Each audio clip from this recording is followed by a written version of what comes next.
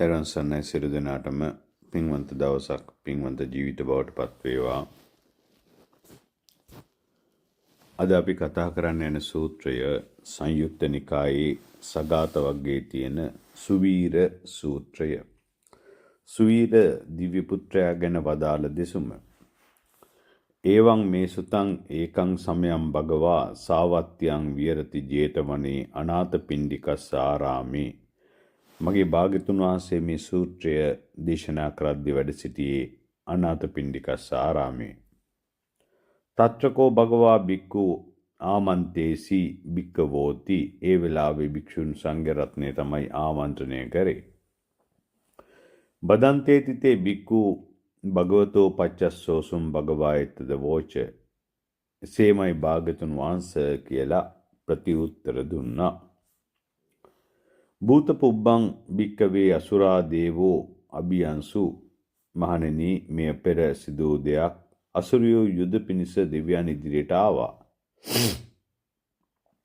අතකෝ භික්කවේ සක්කෝ දේවා නමින්දෝ. මේ සක්‍ර දේවේන්ද්‍රයා සුවීරන් දේවපුත්තං ආමන්තේසි. මේ සුවීර කියන දේවපුත්‍රයා ආමන්ත්‍රණය කරා. ඒතේ තථා සුවීර අසුරා දේවේ අභියන්ති. අසුරයෝ අපිත් එක්ක යුද්ධයට එනවා.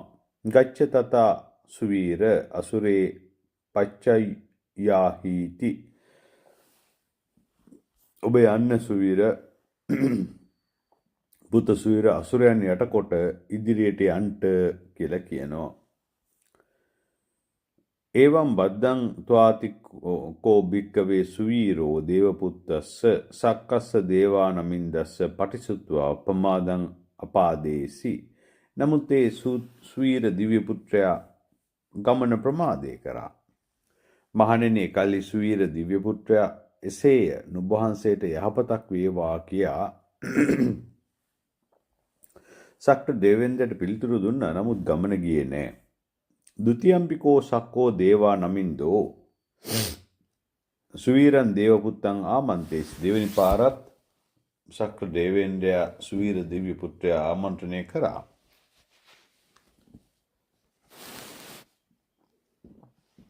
ගච්ඡා තාත සුවීර අසුරේ පච්චයා හීති.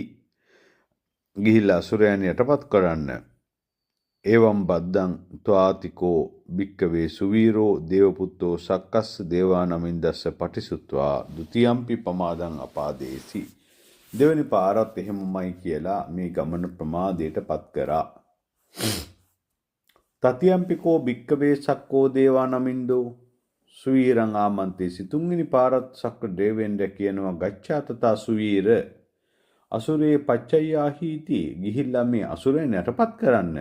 ඒවම් බද්දං ත්වාතිකෝ භික්කවේ සුවීරෝ දේවපුත්තස්ස සක්කස්ස දේවා නමින්දස්ස පටිසුත්වා තද්දයම්පි පමාදං අපාදේසි. තුන්වෙනි පාරත් මේ එහෙමයි කියලා පිළි අරගෙන ගමන ප්‍රමාදය කරා. අතකෝ භික්කවේ සක්කෝ දේව නමින්දෝ සුවීරං දේවපුත්තං ගාථාය අජ්ජබාසි. දැන් යන්න කියනවා. නමුත් යන්නම් කියනවා. ගමන ප්‍රමාදයට පත් කරනවා. යන්නේ නැහැ.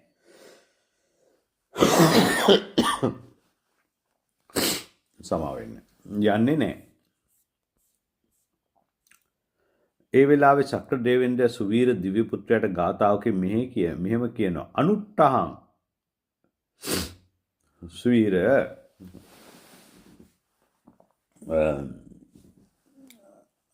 කයෙන් වීර නොකර.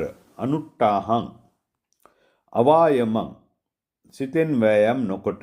සුඛං යාත්‍රාදි ගච්ඡති.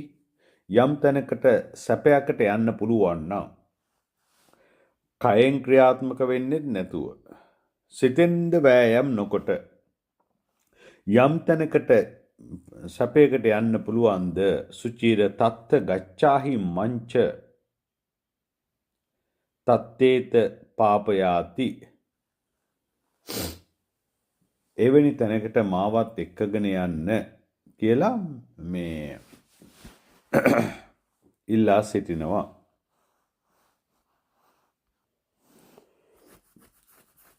තැනක යම් සැපයකට පත්වේ නම් එහි යව මාත් එහෙම කැටුව යන්න කියලා කියනවා. ඒ වෙලාවේ සුවීර දිව්‍ය පුත්‍රයා කියනවා අලසස්ස අනුට්ටාතා වීරෙන් නැගී නොසිටින නච කිච්ඡානිකාරයේ කිසිම කටයුත්තක් නොකරන සබ්බකාම සමිද්දස්ස තම්මේ සක්ක වරං දිසාති සියලු කාමයන් සමුර්ධියට පත්වන්නේ නම් සක්දෙවිඳුනි ඒ උතුම් තැන ගැන මට කියන්න මේ කාම ලෝකෙන් ඉක්මවිලා වීරයෙන් නැගී නොසිටින්න වෙනම කිසිම වැඩක් කරන්න නැති තැනක් තියෙනවා නම් ඒ කියන්නේ මේ උත්සාහ නොකර ඉන්න වීරය වඩන්න නැතුව ඉන්න තැනක් තියෙනවාද එතනට මේ ඒ තැන ගැන මට කියන්න කියලා කියනවා. කලින්ම ශක්‍රදේවේන්ද්‍රයා කිව්වේ සුචිර කයෙන් වීරය නොකොට සිතෙන්ද වීරය නොකොට වීරය කරන්න වීරය නොකොට යම්කිසි උත්තරීතර සැපයකට අපිට යන්න පුළුවන් නම් එතෙන්ට මාව එක්කගෙන යන්න කියලා. එතකොට සුචීර දිව්‍යපුත්‍රයා කියනවා වීරයක් කරන්න ඕන නැති කිසිම කටයුත්තක් කරන්න අවශ්‍ය නැති කාමය නිකමු තැනක් තියෙනවා නම් මට ඒ තැන ගැන කියන්න කියලා. එතකොට ශක්‍රදේවේන්ද්‍රයා කියනවා යත්තා ලසෝ අනුට්ටාතා අච්චන්නං සුඛ මේදති වීරයෙන් නැගී නොසිතෙන අලසේකු යම් තැනකහි අත්‍යන්තයට සැපයට පත්වේ නම් අනේ සුචීර මාව එහිම අරගෙන යන්න මාවත් එතෙන්ට අරගෙන යන්න කියලා.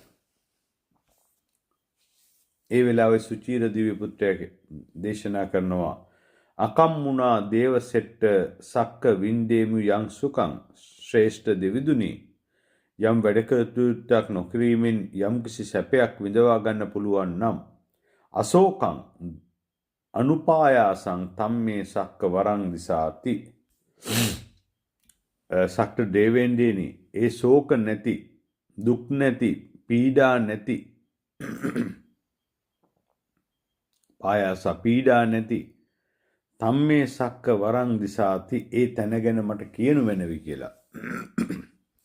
සචේ අත්ති අකම්මේන කෝචි ක්වාචි න ජීවති නිබ්බානස්ස හි සෝ මග්ගෝ සුචීර තත්ත ගච්ඡාහි මංච තත්තේව පාප යාති. ඉතින් කිසි වැඩ කටයුත්තක් නොකරන තැනක් ඇත්නම් එතන කවුරුත් කිසිම අයුරකින් ජීවත් වෙන්නෙත් නැත්නම් සුචීර ඒ මාර්ගයේ තියෙන්නේ නිවනටම තමයි. සුවීර ඔබ ඒ නිවනට යන්න මාත් එහිම කැටුව යන්න කියලා කියනවා.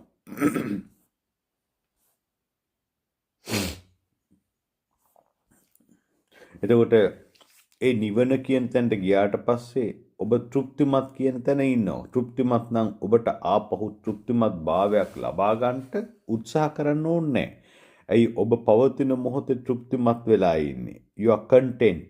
අපිට උත්සාහ කරන්න ඕන වීරය කරන්න ඕනම අපි තෘප්තිමත් නැති හින්දාම තමයි. එතකොට තෘප්තිමත් භාවයේ තුල ඉන්න කෙනෙකුට ආපහු කයෙන් ක්‍රියාවක් කරන්න අවශ්‍යතාවයක් නැහැ.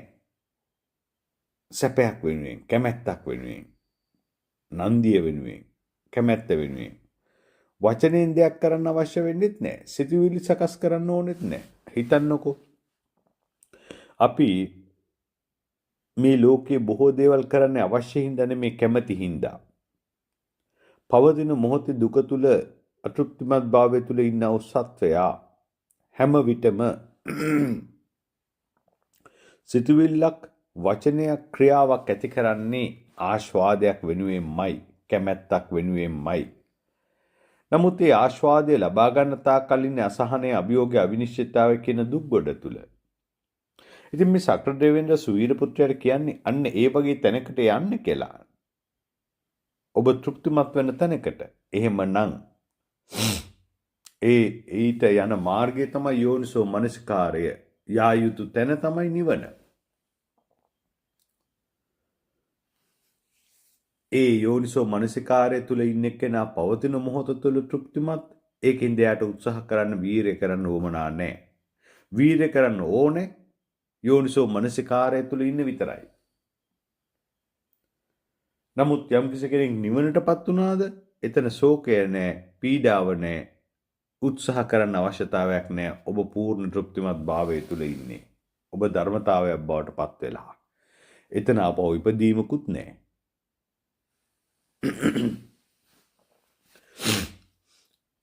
ඉතින් භාග්‍යතුන් වහන්සේ ස්වාමින් වහන්සේලාට කියනවා සෝහි නාම භික්කවේ සක්කෝ දේවා නමින්දෝ සක්කං පුඤ්ඤපලං උපජීවමානෝ දේවානං තාවතිසානං ඉස්සරියා පඤ්ඤං රජ්ජං කාරන්තෝ උට්ටාන වීර්යස්ස වන්නවාදී භවිස්සති.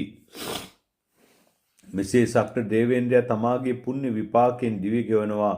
ඒ වගේම තවුතිසා දෙවියන් අතර ඉසුරුමත් බවින් හා අධිපති බවින් රාජ්‍ය කරනවා. උත්සාහයෙන් නැගී සිටීම ගැන ගුණ කියනවා. මහණෙනි යං තුම් හේ එවං ස්වාක්ඛාතේ ධම්ම විනේ. ඒ වගේම ඔබ වහන්සේලාත් මේ ස්වක්ඛාත වූ ධර්ම විනය තුල මූල කල්යාණ, මජ්ජ කල්යාණ, පරිවර්ෂණ කල්යාණ වූ ධර්මයේ සහ විනය තුල උට්ටාහෙය්‍යාත ගටෙය්‍යාත ඒ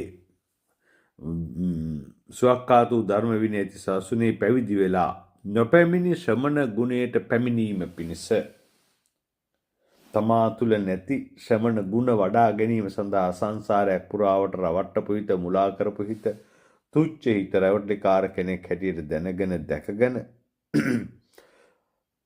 කැමැත්ත දුකක් කියලා දැනගෙන ඒ කැමැත්ත තවත් කෙනෙක්ගේ කැමැත්ත වෙනුවෙන් සිතුවිලි වචන ක්‍රියාවලින් දන් දෙද්දී එයාට වැඩෙනවා ගුණය. එතන තමයි ශ්‍රමණයා ඉන්නේ. එතන තමයි ගුණය තියෙන්නේ.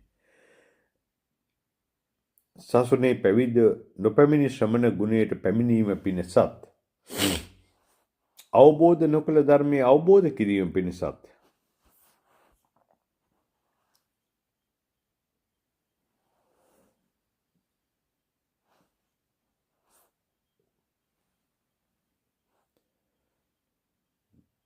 ගටෙය්‍යාත වායමෙය්‍යත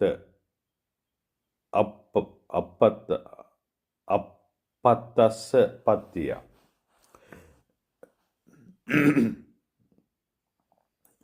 ධර්මයේ අවබෝධ කිරීම පිණිසත් ඒ කියන්නේ මේ සංසාරයක් පුරාවට රවට්ටපු හිත, මුලා කරපු හිත, තුච්ච හිත, රැවටලිකාර කෙනෙක්, මුලා කරන කෙනෙක්, තුච්ච කෙනෙක් හැටියට අවබෝධ කිරීමලා සම්මා දිට්ඨියට, ප්‍රඥාවටපත් වෙලා පත්වීම සඳහා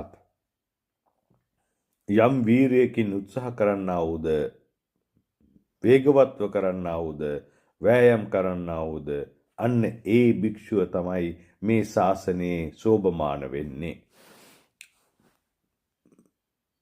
ශ්‍රමණ ගතිගුණ නැත්තම් ඒ ගතිගුණ ලබා ගැනීම සඳහා වීරය කරන භික්ෂුව, අවබෝධ නොකරපු ධර්මතා තමා තුළ අවබෝධයට පිණිස කටයුතු කරන්නා වූ තැනැත්තා තමයි ආර්ය භූමියට එන්නේ. අන්න එයා ආර්ය භූමියට ආපු ඒ භික්ෂුව තවදුරටත් යෝනිසෝ මනසිකාරය කරමින් ඒ උත්තරීතර කිසිවක් කරන්නට අවශ්‍යතාවයක් නැති නිවන කියන තැනට කතකිච්චෝ වූසිතම් බ්‍රහ්මචරියං කතං කරණීයං කියන තැනට කීනං ජාතිය ෂය කරපු තැනට ආපු භික්ෂුව තමයි මේ ශාසනය තුල සෝභමාන වන්නේ. ඒ තමයි රහතන් වහන්සේ.